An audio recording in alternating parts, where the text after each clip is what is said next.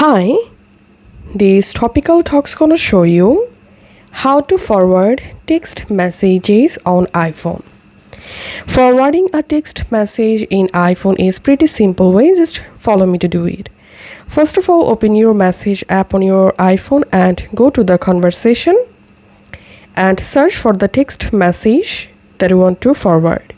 Now, hard press on the text message and now tap on more. And at the bottom right corner, you will see this forward icon. Just tap on forward icon.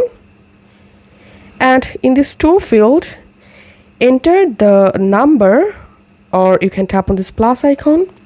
And all you have to need, select the number whom you want to forward the text message.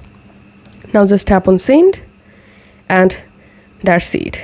This is how we can forward a text message in iPhone. If this video helped you out, please leave a like and leave a comment down below.